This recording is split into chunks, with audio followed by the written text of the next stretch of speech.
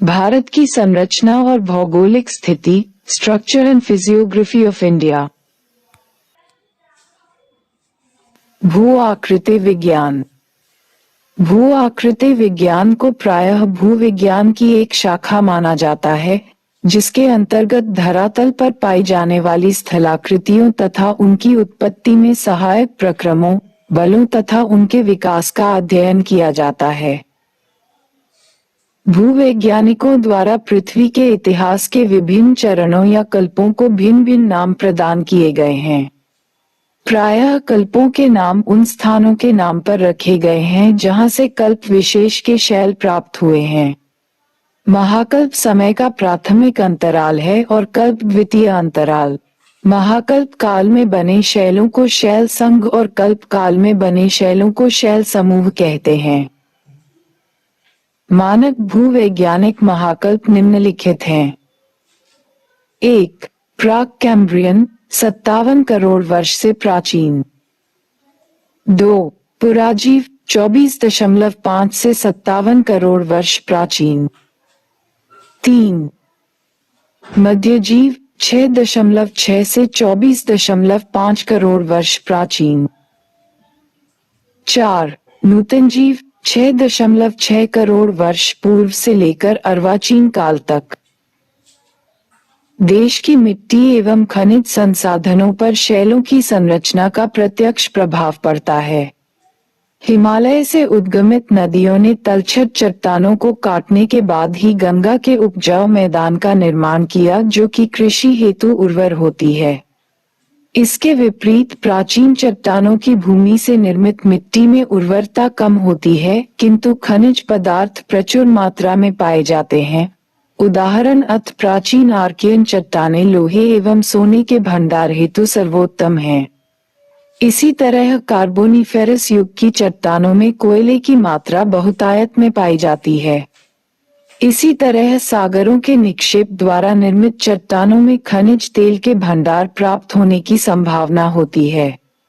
भारत में अंकलेश्वर व खंभात में इस प्रकार की चट्टानें मिलती हैं, जहां से पेट्रोलियम की प्राप्ति होती है। इस प्रकार चट्टानों के अध्ययन से विभिन्न प्रकार के खनिज पदार्थों व मिट्टियों की जानकारी प्राप्त होती है। भारत के भूवैज्ञानिक कल्प व भौतिक रूप।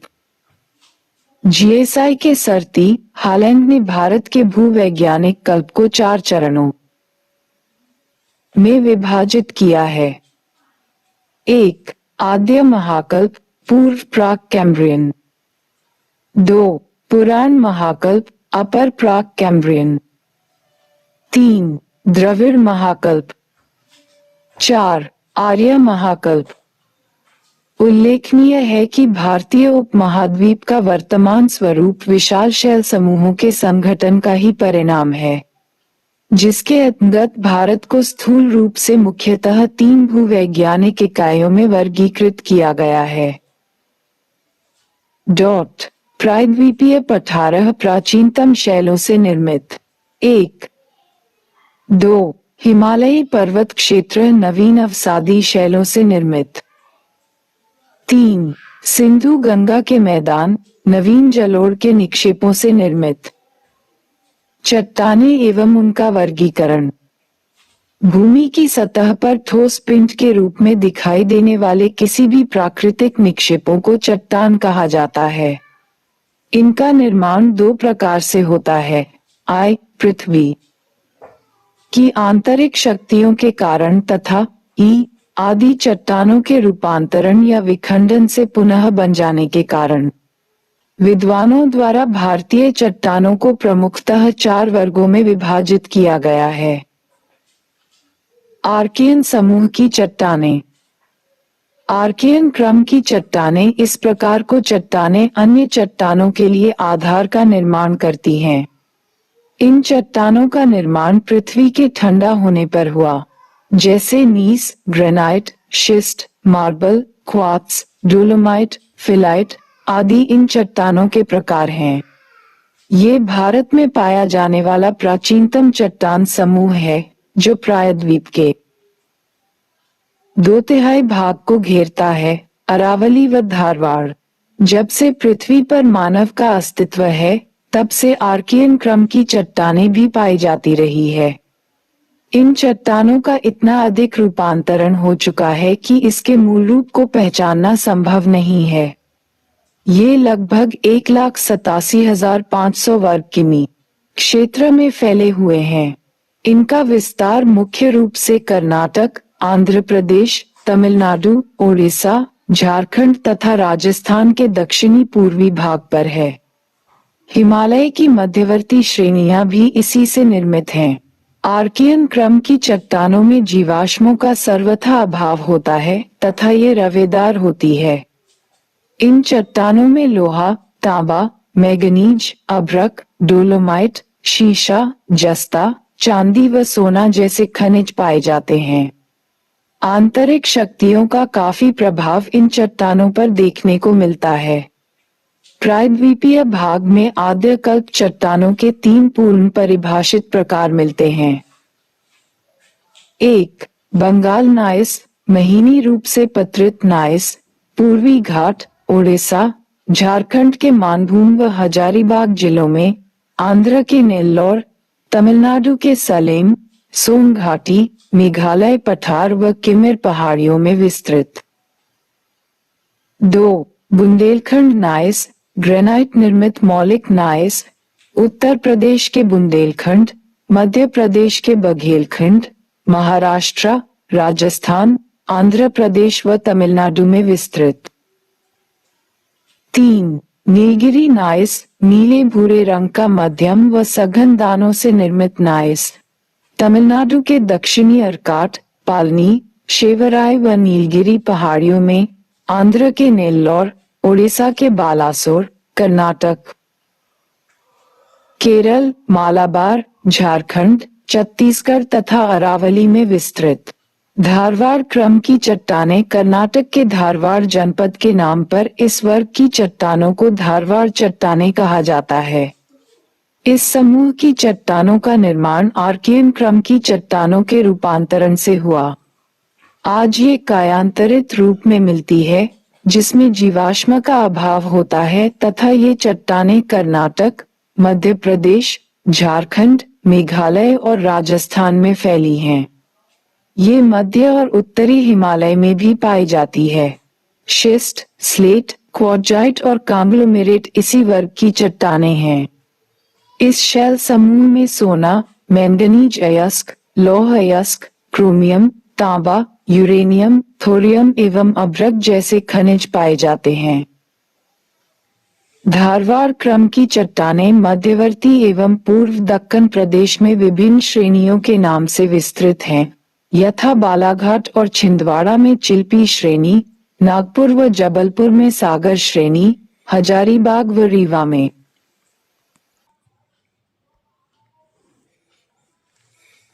गोंडाइट श्रेणी तथा विशाखापट्टनम में कुदोराइट श्रेणी।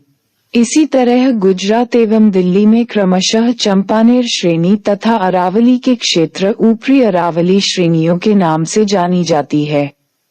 मकरान, राजनगर का प्रसिद्ध संगमरमर इसी श्रेणी से प्राप्त होता है, जबकि चंपानेर श्रेणी से हरे रंग के विशिष्ट संगमरमर की प्राप्ति होती है। इस क्रम के लौह अयस्क श्रेणी का विस्तार सिंहभूम, मयूरभंज, केवझर आदि में एक श्रृंखला के रूप में है। इसकी लंबाई 65 किलोमीटर है तथा इसमें लगभग 3000 मिलियन टन लौह अयस्क भंडार होने का अनुमान है। बाह्य प्रायद्वीप की धारवाड़ क्रम की चट्टानें मुख्यतः मेघालय पठार से पश्चिमी हिमाचल प्रदेश की निचली घाटियों में प्राप्त होती है। बाह्य प्रायद्वीपीय धारवाड़ क्रम की चट्टानें भी विभिन्न स्थानों पर विभिन्न श्रेणियों के नामों से जानी जाती है। इन्हें मेघालय भाग में शिलोंग श्रेणी, कश्मीर में सखलाना श्रेणी तथा हिमाचल प्रदेश में स्थित स्फीति घाटी में वैकृता, गढ़वाल में जौसर श्रेणी के नाम से जाना जाता है। प्रायद्वीप और बाह्य प्रायद्वीप की धारवाड़ चट्टानों में संरचनागत काफी भिन्नताएं प्रकट होती है। प्रायद्वीपीय चट्टानों का रूपांतर बाह्य प्रायद्वीपीय चट्टानों की अपेक्षा अधिक हुआ है। इसी कारण उनमें खनिज पदार्थ अधिक मात्रा में प्राप्त होते हैं। कहीं कहीं ये चट्टानें एक साथ काफी दूर के क्षेत्रों में व्याप्त मिलती है। इसके विपरीत बाह्य प्रायद्वीप में धारवाड़ क्रम की चट्टानें अधिकतर गहरी गतों और घाटियों में मिलती है या कहीं ऊंचे स्थान पर। इसके पीछे वजह ये है कि इन प्रदेशों का धरातल निर्माण के बाद ऊपर उठा है और इस पर अधिक जमाव नहीं हो पाया है। कहीं यदि जमाव हुआ भी है तो वह सही रूप से नहीं है। धारवाड़ चट्टानों का आर्थिक महत्व। भारत में पाई जाने वाली समस्त चट्टानों में आर्थिक दृष्टि से यह सबसे अधिक महत्वपूर्ण चट्टान है। देश में उपलब्ध लगभग सभी धातुएं इन्हीं चट्टानों की देन हैं। ये धातुएं हैं सोना, तांबा, लोहा, मैंगनीज, जस्ता, टंगस्टन, क्रोमियम आदि। इन धातुओं के अलावा कई खनिज पदार्थ इन चट्टानों से प्राप्त होते हैं। सीसा, अभ्रक, कोबाल्ट, फ्लोराइट, इल्मेनाइट, ग्रेनाइट, बजाफ्राम, गार्नेट, एस्बेस्टस, कोरंडम और संगमरमर आदि। धातुओं में सोना मुख्य रूप से कर्नाटक के कोलार क्षेत्र में और धारवाड़ की घाटी में मिलती है और लोहा मुख्य रूप से झारखंड, मध्य प्रदेश, उड़ीसा, छत्तीसगढ़, गोवा व कर्नाटक में मिलता है। पुराण समूह। इस समूह के चट्टानों की उत्पत्ति मुख्यतः विवर्तनिक हलचलों के कारण हुई। धारवाड़ समूह की चट्टानों के रूपांतरण से ही पुराण समूह की चट्टानों की उत्पत्ति हुई। धारवाड़ चट्टानों की आंतरिक हलचलों की प्रक्रिया में निचले भागों में कुरपा क्रम की चट्टानें तथा ऊपरी भागों में विंध्यन क्रम की चट्टानें प्राप्त हुई। कुरपा क्रम की चट्टानें 600 मिलियन से 1400 मिलियन वर्ष प्राचीन। इन चट्टानों का निर्माण धारवाड़ क्रम की चट्टानों के बाद एक अंध युग के पश्चात हुआ है। धारवाड़ युग की चट्टानें समय के साथ धीरे धीरे विभिन्न जलीय क्रियाओं द्वारा कट छट कर समुद्री एवं नदियों की निचली घाटियों में जमा होती रहीं और बाद में इन्हीं एकत्रित निक्षेपों ने चट्टानों का रूप ग्रहण कर लिया, जिन्हें हम कुरपा क्रम की चट्टानें कहते हैं। आंध्र प्रदेश के कुरपा जिले के नाम पर इस चट्टान समूह का नामकरण किया गया है। कुरपा जिले में ये चट्टान अर्धचंद्राकार स्वरूप में एक विशाल क्षेत्र में पाई जाती है। ये प्राचीन अवसाद शिलाएं हैं जिनकी मोटाई लगभग 6000 मीटर है। कुरपा क्रम की चट्टानों में शैल, स्लेट, क्वार्टजाइट तथा चूने का पत्थर आदि प्रमुख हैं। इन चट्टानों में जीवाश्मों का अभाव है, जबकि उस समय पृथ्वी पर जीवन का आविर्भाव हो चुका था। इन चट्टानों में धात्विक उपस्थिति भी कम है। इनका विस्तार लगभग 22,000 वर्ग किमी के क्षेत्र में है। ये चट्टानें मुख्य रूप से आंध्र प्रदेश, छत्तीसगढ़, महाराष्ट्र, तमिलनाडु तथा हिमालय के मध्यवर्ती क्षेत्रों में पाई जाती हैं। आर्थिक दृष्टि से कुरपा चट्टानें खनिजों की कम प्राप्ति के परिणामत धारवाड़ चट्टानों से कम महत्वपूर्ण हैं। हालांकि इन चट्टानों में हमें तांबा, निकेल, कोबाल्ट, लोहा, मैंगनीज, संगमरमर, एस्बेस्टस, हीरे, चूना पत्थर, वालुका पत्थर और सीसा आदि खनिज प्राप्त होते हैं। इस क्रम न की प्रमुख श्रेणियां निम्न प्रकार की हैं। 1. पापाधानी श्रेणी, आंध्र। इस श्रेणी की प्रमुख चट्टानें क्वार्ट्ज, बालू पत्थर, शैल, स्लेट, चूना पत्थर तथा संगमरमर है।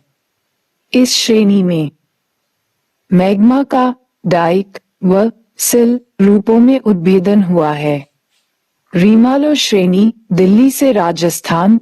इस श्रेणी में क्वार्ट्ज, फ्लैगडो पत्थर, चूना पत्थर, संगमरमर व भवन निर्माण हेतु चट्टानें पाई जाती है। विंध्यन क्रम की चट्टानें। विंध्यन चट्टानों का निर्माण कुरपा चट्टानों के बाद हुआ है। इसका नामकरण विंध्याचल के नाम पर किया गया है, जिसका विस्तार पश्चिम में चित्तौड़गढ़ से लेकर सासाराम तक है। ये चट्टानें जल निक्षेपों के परिणामस्वरूप निर्मित परतदार चट्टानें हैं। इसमें अवसादी निक्षेपों की बहुलता है, जो कई स्थानों पर 4000 मीटर से अधिक मोटी है। महान सीमा भ्रंश, ग्रेट बाउंड्री फॉल्ट विंध्य प्रणाली को अरावली से अलग करता है। विंध्यन चट्टानों से बलुआ पत्थर प्राप्त हुआ है, जो इस बात का सूचक है कि जिन निक्षेपों से इन चट्टानों का निर्माण है, वह छिछले सागर में ही एकत्र हुए थे। हुआ कुरपा चट्टानों की भांति इन चट्टानों को भी दो वर्गों में विभाजित किया जा सकता है, निचली विंध्यन चट्टानें और ऊपरी विंध्यन चट्टानें।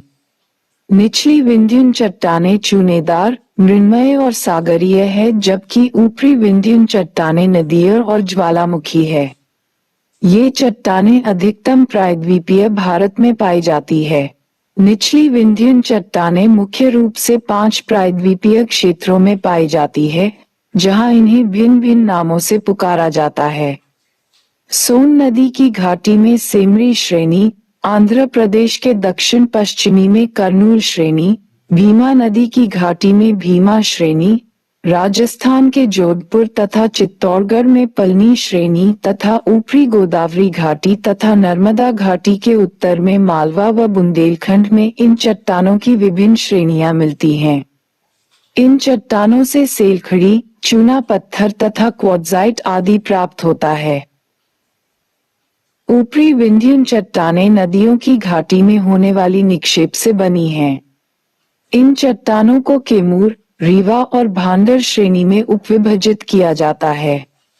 ये चट्टानें प्रायद्वीपीय भारत के साथ साथ बाह्य प्रायद्वीपीय भागों में भी पाई जाती है, किंतु इसमें जीवावशेष नहीं पाए जाते हैं। ये मुख्य रूप से 5 क्षेत्रों में पाई जाती है। नर्मदा के उत्तरी भागों में कटनी से इलाहाबाद जाने वाले मध्य रेलवे मार्ग, सोन नदी पर स्थित डेहरी ऑन सोन जाने वाले रेल मार्ग, प्रायद्वीप के उत्तर पश्चिमी भाग में अरावली एवं उसके निकटवर्ती भाग, पीर पंजाल एवं धौलाधार श्रेणियां और शिमला एवं लाहौल स्पीति घाटी के निकटवर्ती भाग में। विंध्यन चट्टानों से कई प्रकार के खनिज प्राप्त होते हैं, जैसे चूना पत्थर, बलुआ पत्थर, चीनी मिट्टी, अग्नि प्रतिरोधक मिट्टी, वर्ण मिट्टी, तांबा, निकिल, कोबाल्ट, जास्पर, एस्बेस्टस, कोयला आदि इन चट्टानों से ही प्राप्त होते हैं। इन्हीं चट्टानों से पन्ना और गोलकुंडा में हीरे भी मिलते हैं। विंध्यन प्रणाली की प्रमुख श्रेणियां निम्न हैं।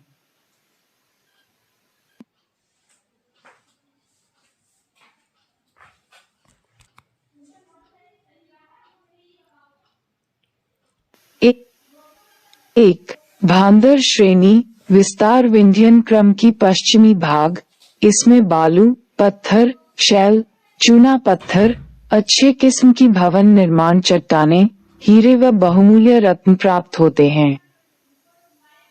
2 बिजवार श्रेणी, विस्तार मध्य प्रदेश के छतरपुर व पन्ना जिलों में। ये श्रेणी बालू पत्थर, लाल बालू पत्थर व क्वार्ट्ज से बनी है। इसमें जगह जगह पर बेसल्ट का अंतर्भेदन है, जिनमें हीरे मिलते हैं। 3 केमूर श्रेणी, बुंदेलखंड व बघेलखंड, इसमें बालू पत्थर व लाल बालू पत्थर की प्रचुरता है। द्रविडियन समूह, द्रविडियन समूह की चट्टानें जीवाश्म युक्त हैं। इस समूह की चट्टानें प्रायः प्रायद्वीप के बाहरी भागों में पाई जाती हैं। द्रविड़ महाकल्प में प्रायद्वीप पठार समुद्र तल से ऊपर था, अतः इस शैल समूह की चट्टानें यहाँ नहीं पाई जाती। सामान्यतः द्रविड़ शैल समूह की चट्टानें हिमालय, पीर पंजाल, स्पीति, कांगड़ा, शिमला, गढ़वाल व कुमाऊं क्षेत्र में एक निरंतर क्रम में मिलती है। इस समूह की चट्टानों से कोयला, बलुआ पत्थर तथा रासायनिक उर्वरक इत्यादि प्राप्त होते हैं। आर्यन समूह, ऊपरी कार्बनी कल्प में द्रोणी के आकार के गर्तों का निर्माण हुआ। इसी काल में पर्वतीय व मैदानी भागों का निर्माण हुआ। इस समूह की चट्टानों का विवरण इस प्रकार है। गोंडवाना नाक्रम क्रम की चट्टानें 35-350 मिलियन वर्ष पूर्व। विंध्यन क्रम की चट्टानों के निर्माण के काफी दीर्घ समय तक कोई विशेष विवर्तनिक हलचल नहीं हुई। किंतु जब ऊपरी कार्बोनिफेरस काल में विश्वव्यापी हर्सीनियन हलचल हुई तब संकरी घाटियों में नदी द्वारा एकत्र पदार्थों से इन चट्टानों का निर्माण हुआ। प्रायद्वीपीय भारत और बाह्य प्रायद्वीपीय भारत में इनका विस्तार इस प्रकार है। प्रायद्वीपीय भारत में दामोदर नदी की घाटी में ये चट्टानें राजमहल पहाड़ियों तक विस्तृत हैं तथा ये महानदी की घाटी में महानदी श्रेणी, गोदावरी तथा वैनगंगा एवं वर्धा नदी की घाटियों में, नागपुर तक दक्कन के मुख्य पठारी भाग में, कच्छ काठियावाड़, पश्चिमी राजस्थान, चेन्नई, कटक, विजयवाड़ा, राजमंड्री, तिरुचिरापल्ली और रामनाथपुरम में मिलती है। इस प्रकार यह चट्टान मुख्य रूप से झारखंड और पश्चिम बंगाल, मध्य प्रदेश, छत्तीसगढ़, महाराष्ट्र, आंध्र प्रदेश एवं उड़ीसा में पाई जाती है। कश्मीर, सिक्किम, दार्जिलिंग और असम में भी इस प्रकार की चट्टानें पाई जाती हैं। भारत के अलावा इसके निकटवर्ती देशों में भी ये चट्टानें मिलती हैं, यथा नेपाल, पाकिस्तान, भूटान, अफगानिस्तान आदि। गोंडवाना क्रम की चट्टानों को क्षैतिज रूप से निचली गोंडवाना एवं ऊपरी गोंडवाना में वर्गीकृत किया गया है।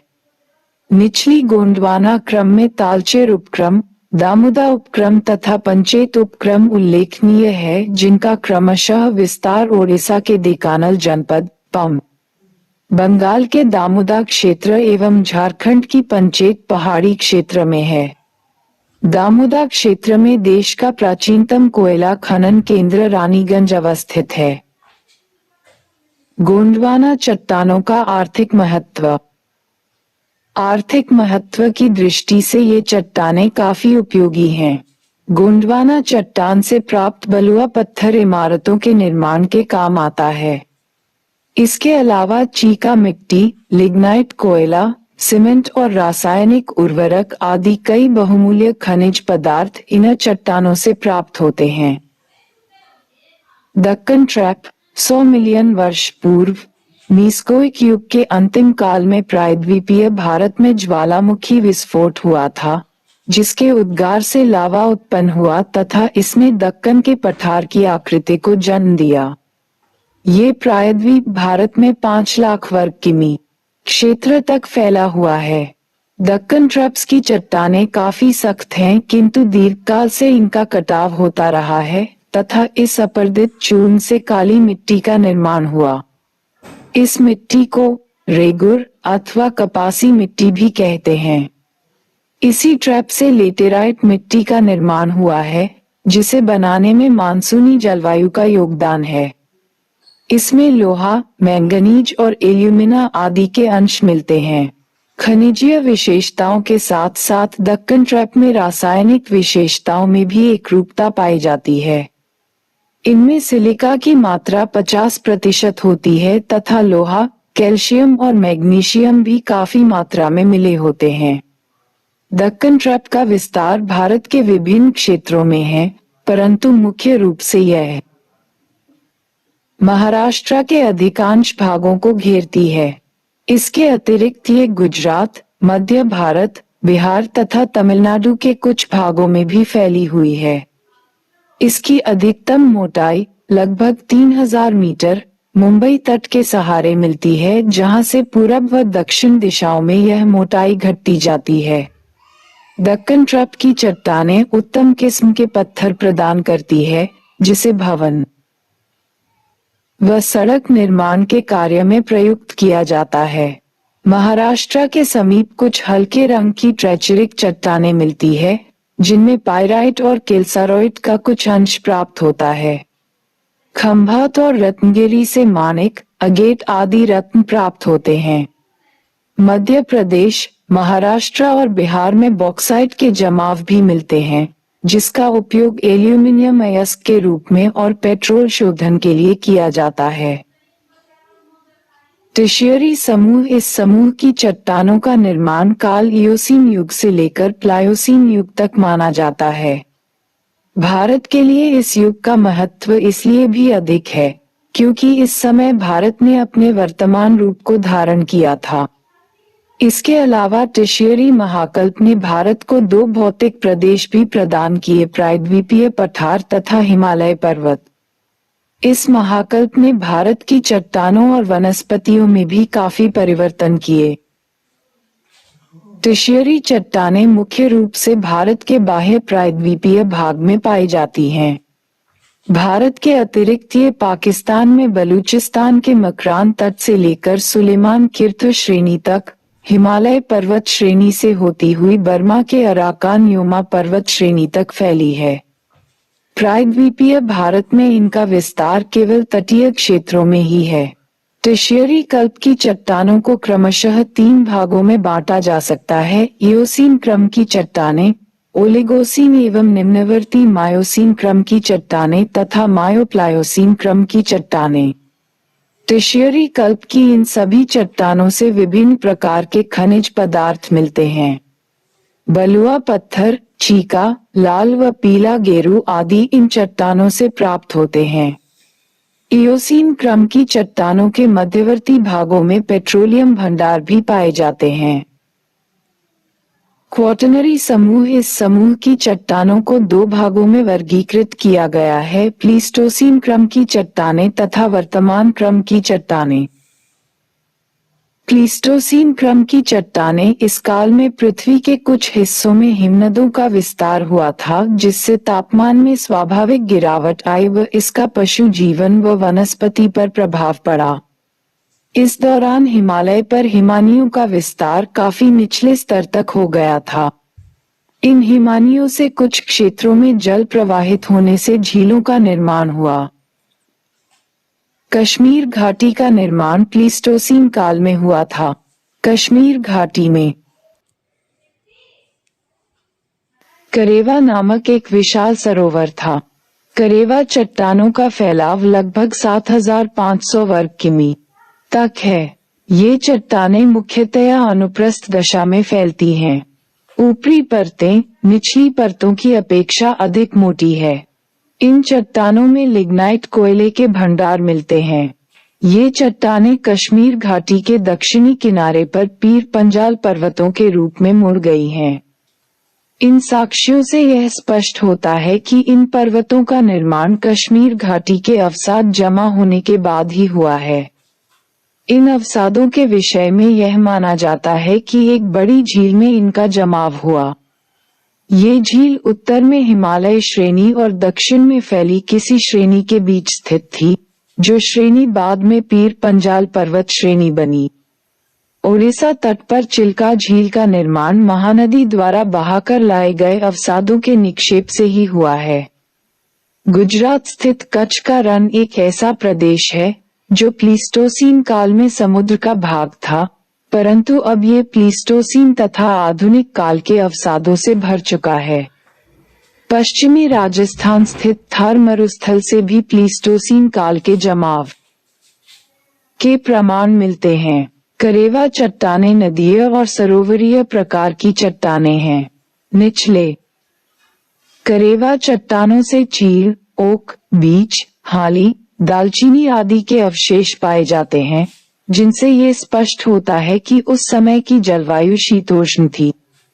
खाद्य पदार्थ और पेड़ पौधों के अतिरिक्त जीव जंतुओं का भी अस्तित्व मिलता है, यथा मछलियां, सीप तथा अन्य स्तनपायी जीव।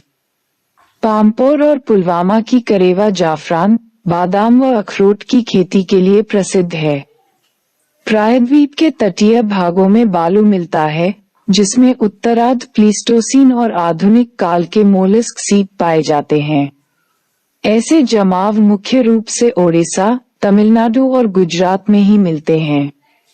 क्रम की चट्टानें: इस क्रम की चट्टानों की निर्माण प्रक्रिया वर्तमान आज भी जारी है।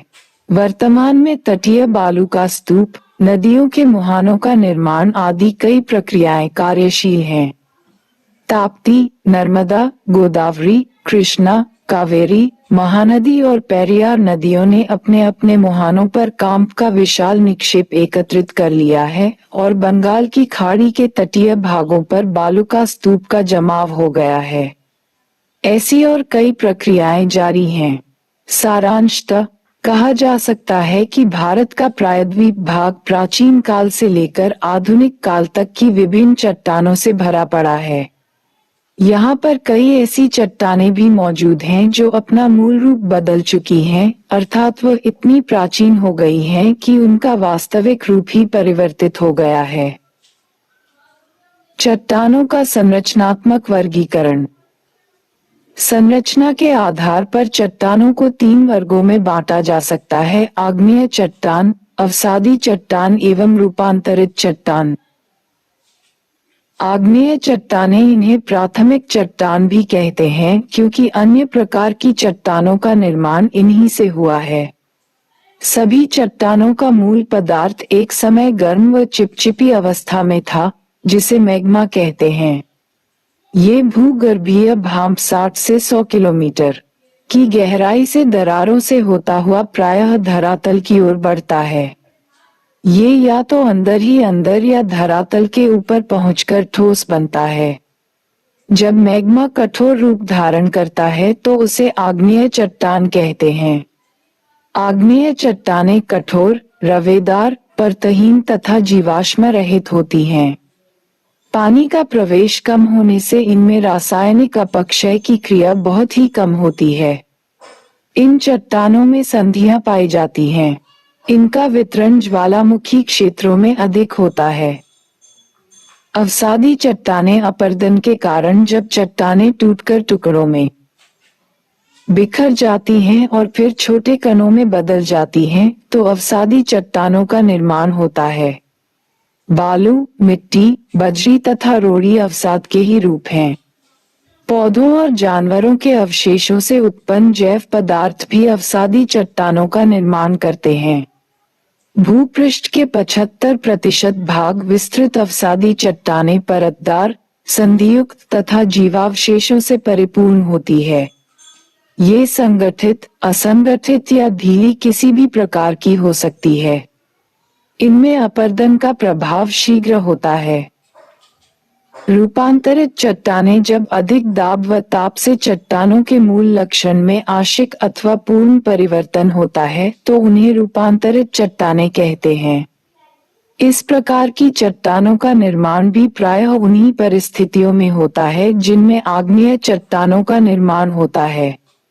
इनमें ग्रेनाइट से नीस, चूना पत्थर से संगमरमर तथा गैब्रो से सर्पेंटाइन का निर्माण होता है।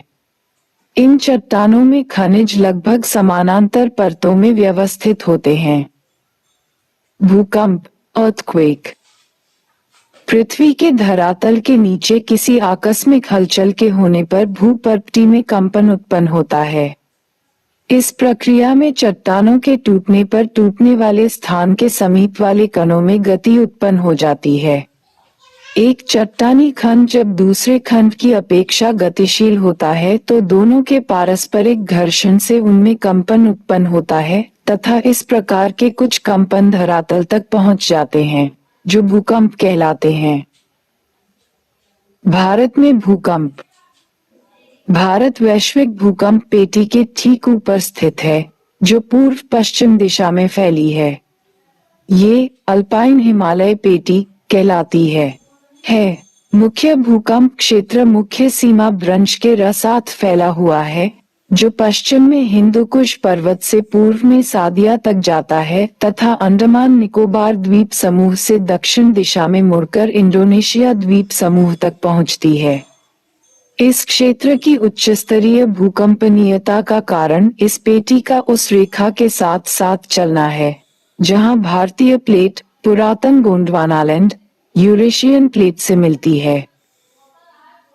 अभिसारी कोर होने के कारण भारतीय प्लेट 5 सेमी प्रति वर्ष की गति से यूरेशियन प्लेट के नीचे क्षेपित हो रही है। ये संचलन एक तीव्र दबाव को जन्म देता है, जो चट्टानों में संचित होता रहता है तथा समय समय पर भूकंपों के रूप में बाहर आता है। इन भूकंपीय झटकों से अत्यधिक ऊर्जा विमुक्त होने के कारण भूकंपों से जनधन की अत्यधिक हानि होती है। प्रायद्वीपीय क्षेत्र में भूकंप। भूवैज्ञानिकों का मानना था कि प्रायद्वीपीय क्षेत्र में भूकंप की आशंका कम होती है, किंतु 1993 में महाराष्ट्र के लातूर व उस्मानाबाद में आए भूकंप ने ये धारणा समाप्त कर दी। हालांकि इस क्षेत्र में पहले भी कई भूकंप आ चुके थे, जैसे महाबलेश्वर, बेल्लारी, सतपुड़ा, रत्नगिरी एवं कोयना आदि, किंतु लातूर भूकंप का अधिकेंद्र उस क्षेत्र में स्थित था, जिसे भूवैज्ञानिकों द्वारा भूकंप की न्यूनतम संभावना वाला बताया गया था। इस भूकंप ने ये दर्शा दिया कि कन्याकुमारी से लेकर हिमालयी गिरिपादों तक फैला भारतीय भूखंड भूकंपीय गतिविधियों से सुरक्षित नहीं है। लातूर भूकंप के संबंध में व्याख्याओं में सबसे अधिक संभावित व्याख्या ये है कि दो प्लेटों के टकराव से उत्पन्न तीव्र दबाव के फलस्वरूप प्रायद्वीप कई स्थानों पर ऊपर की ओर वलित हो चुका है तथा प्राचीन द्रंश, जो देश के उपभूतल स्तर पर आड़े तिरछे व्याप्त हो चुके थे, अचानक पुनः सक्रिय हो गए हैं। लातूर भूकंप ऐसे ही किसी भ्रंश के पुनः सक्रिय होने का परिणाम था। यदि प्राचीन भ्रंश सिद्धांत को स्वीकार कर लिया जाए तो अभी तक सुरक्षित माने जाने वाले कई क्षेत्र उच्च जोखिम श्रेणी में शामिल हो जाएंगे। दक्कन ट्रैप, मुंबई सहित वर्तमान में प्रमुख भूकंप संभावित क्षेत्र जोखिम है। गोदावरी पेटी एवं बेल्लारी मालाबार भ्रंश पुनः सक्रिय होकर कई दक्षिणी शहरों को जोखिम क्षेत्र की श्रेणी में ला सकते हैं। विंध्य श्रेणियों में स्थित नर्मदा सोन भ्रंश, जो उपमहाद्वीप को ठीक मध्य से विभाजित करता है, भूतकाल में कई भूकंपीय झटकों का साक्षी रहा है। उत्तर में दिल्ली भी दिल्ली हरिद्वार भ्रंश के एक छोर पर स्थित है। यहाँ तक कि कोलकाता भी उच्च जोखिम वाले क्षेत्रों की श्रेणी में आता है। विभिन्न अध्ययन दर्शाते हैं कि प्रत्येक 200 से 300 वर्षों के अंतराल पर हिमालय क्षेत्र में रिक्टर पैमाने पर 8 या उससे अधिक तीव्रता वाले भूकंप आते हैं। भारत में पिछले 50 वर्षों में ऐसे 4 भूकंप आ चुके हैं, जिनके द्वारा प्लेट सीमांतों पर निर्मित होने वाला तनाव विमुक्त हुआ है। किंतु कश्मीर, गढ़वाल एवं नागालैंड में 250 किलोमीटर लंबे ऐसे 3 अंतराल मौजूद हैं, जहां पिछले 200 वर्षों में एक भी बड़ा भूकंप नहीं आया है।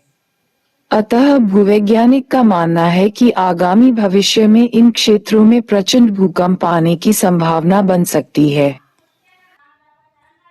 भारत के भूकंप संभावित क्षेत्र। भूगर्भिक तथा भूभौतिक मापदंडों व भूकंप विज्ञान से संबद्ध आंकड़ों के अध्ययन के आधार पर भारत को 5 भूकंप संभावित क्षेत्रों में विभाजित किया गया। किंतु वर्ष 2003 में भारतीय मानक ब्यूरो द्वारा क्षेत्र व को मिलाकर 1 कर दिया तथा शेष भागों को यथावत रखा गया। इस तरह अब ये क्षेत्र हैं 2, 3, एव तथा वी क्षेत्र, और 11 में भूकंप की सामान्य तरंगें उठती है। प्रायद्वीपीय क्षेत्र को कम भूकंप की आशंका वाला क्षेत्र माना गया है। क्षेत्र 3 के अंतर्गत केरल, गोवा, लक्षद्वीप, उत्तर प्रदेश का कुछ भाग, पश्चिम बंगाल, राजस्थान, महाराष्ट्र, मध्य प्रदेश, ओडिशा, आंध्र प्रदेश एवं कर्नाटक को शामिल कर चिन्हित किया गया है। इन राज्यों में मध्यस्तरीय भूकंप की तीव्रता आंकी गई है। क्षेत्र इव के अंतर्गत दिल्ली, सिक्किम, जम्मू कश्मीर, हिमाचल प्रदेश, बिहार का कुछ भाग, उत्तर प्रदेश एवं पश्चिम बंगाल का उत्तरी हिस्सा, महाराष्ट्र का तटीय भाग तथा गुजरात का कुछ हिस्सा आता है। ये द्वितीय स्तर की भूकंपीय तीव्रता वाला क्षेत्र है। क्षेत्र वी में भूकंपों की सर्वाधिक आशंका रहती है। पूर्वोत्तर भारत के साथ साथ जम्मू कश्मीर, हिमाचल प्रदेश, उत्तराखंड, कच्छ का रण, उत्तरी बिहार, अंडमान तथा निकोबार द्वीप समूह इस क्षेत्र के अंतर्गत आते हैं।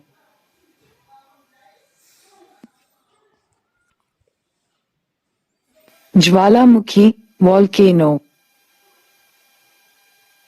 ज्वालामुखी भूपर्पटी में स्थित एक छिद्र या दरार है, जिसके माध्यम से पृथ्वी के आंतरिक भागों में विद्यमान चट्टानी पदार्थ, गर्म जल वाष्प, धूल तथा गैसों का पृथ्वी की सतह पर गार होता है। इसे परिभाषित करते हुए कहा जा सकता है कि भूगर्भ से किसी नली अथवा निकास से बाहर निकलने वाला पिघला हुआ पदार्थ निकास के चारों ओर एक टीले के रूप में संचित हो जाता है, तो इसे ज्वालामुखी कहते हैं। भारत में ज्वालामुखी। भारत में लगभग 1 अरब वर्ष पूर्व आर्कियन युग के धारवाड़ काल में दक्षिणी पठार पर प्रथम ज्वालामुखी गार हुआ था, जिसका मुख्य केंद्र झारखंड में डालमा श्रेणी था। दूसरा गार कुरपा काल में आंध्र प्रदेश के कुरपा जिले तथा मध्य प्रदेश के ग्वालियर जिले में हुआ। इन उद्गारों के फलस्वरूप भूगर्भ से निकला लावा पदार्थ एक विस्तृत क्षेत्र में फैल गया। विंध्यन काल में हुए तीसरे गार का मुख्य केंद्र मालानी, जोधपुर था। प्रारंभिक जीव युग के ज्वालामुखी गार अधिकतर कुमाऊं क्षेत्र में हुए हैं। ऊपरी कार्बन युग में पीर पंजाल तथा लद्दाख क्षेत्र में ज्वालामुखी गार संपन्न हुए। लगभग 1.5 करोड़ वर्ष पूर्व मध्य जीव युग में ज्वालामुखी उद्गार राजमहल पहाड़ियों में हुए। यहाँ लावा का जमाव 3220 मीटर की गहराई तक पाया जाता है। मध्य जीव युग के अंत तथा तृतीयक युग के आरंभ में दक्षिण के पठार पर भीषण ज्वालामुखी गार हुए। 3000 मीटर की गहराई तक जमे लावा का विस्तार दक्कन पठार के रूप में 5 लाख वर्ग किमी क्षेत्र में पाया जाता है। ये लावा प्रदेश उपजाऊ काली मिट्टी की प्रचुरता के लिए प्रसिद्ध है। वर्तमान समय में भारत में जागृत ज्वालामुखियों का अभाव है। बंगाल की खाड़ी में स्थित बैरन द्वीप इसका एकमात्र अपवाद माना जा सकता है। इसका मुख समुद्र के तल से 310 मीटर ऊंचा है तथा इसका शंकु गोलाकार रूप में 7 वर्ग किमी क्षेत्र में विस्तृत है। ये गंधकीय प्रकार का ज्वालामुखी है। बंगाल की खाड़ी में ही नारकोंडम ज्वालामुखी एक प्रसुप्त ज्वालामुखी है।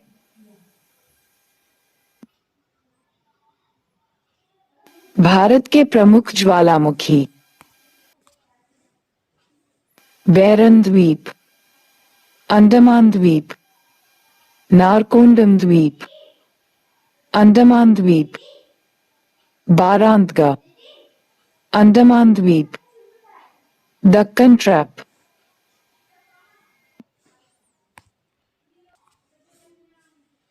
महाराष्ट्र, धिनोधर पहाड़ी, गुजरात, धोसी पहाड़ी, हरियाणा व उत्तरी राजस्थान सीमा पर। भूस्खलन, लैंडस्लाइड। जब आधार शैल या आवरण प्रस्तर तीव्रता से खिसकते हैं तब भूस्खलन होता है। भूस्खलन का परिणाम पर्वत के ढाल की तीव्रता, वनस्पति आवरण की मात्रा, चट्टानों के वलन एवं भ्रंशन इत्यादि पर निर्भर करता है। भारत में भूस्खलन। भारत के हिमालय क्षेत्र, पश्चिमी घाट तथा नदी घाटियों में भूस्खलन होने की आशंका अधिक होती है। हिमालयी क्षेत्र में मानसून के महीनों विशेषत जून से अक्टूबर के दौरान भूस्खलन होना सामान्य प्राकृतिक घटना है। तीव्र वर्षा अथवा हिमपात के दौरान ये भूस्खलन कभी-कभी भयावह रूप धारण कर लेता है। जनसंख्या का दबाव तथा आर्थिक लाभ हेतु पर्वतों का आर्थिक दोहन भूस्खलन का प्रमुख कारण है। जंगल की भूमि का उपयोग सेब इत्यादि के बाग बगीचे हेतु करना, पर्वतों पर अत्यधिक सड़क निर्माण कार्य तथा भारी मात्रा में पशुओं को चराना भी भूस्खलन को आमंत्रित करता है। इसके अतिरिक्त भारी मात्रा में वृक्षों को काटना तथा स्थानांतरी कृषि पद्धति भी भूस्खलन का कारण बनी है। भूस्खलन में जो मलबा निकलता है उससे भारी मात्रा में वनस्पतियां नष्ट हो जाती हैं तथा नदियों के मार्ग अवरुद्ध हो जाते हैं, तथा कभी कभी तो प्रभावित क्षेत्र विशेष का संचार तंत्र ही ध्वस्त हो जाता है तथा क्षेत्र का संपर्क बाहरी दुनिया से कट जाता है। भूस्खलन प्राकृतिक क्रिया है, किंतु मानव द्वारा आर्थिक विकास की उच्च महत्वाकांक्षाओं की पूर्ति हेतु जब संसाधनों का अंधाधुंध दोहन किया जाता है तो भी भूस्खलन होता है। भूस्खलन की प्रक्रिया में मृदा का अपरदन होता है तथा ढाल अस्थिर हो जाते हैं। प्रभाव। यद्यपि भूस्खलन एक प्राकृतिक आपदा है, किंतु वृक्षों एवं घास की जड़ों के जमने में बाधक मलबे से छुटकारा पाने का तरीका भूस्खलन ही है। प्रायः भूस्खलनों द्वारा गिराए गए मलबे से नदियों के मार्ग अवरुद्ध हो जाते हैं। कई बार तो इनसे अस्थायी बांध भी बन जाते हैं।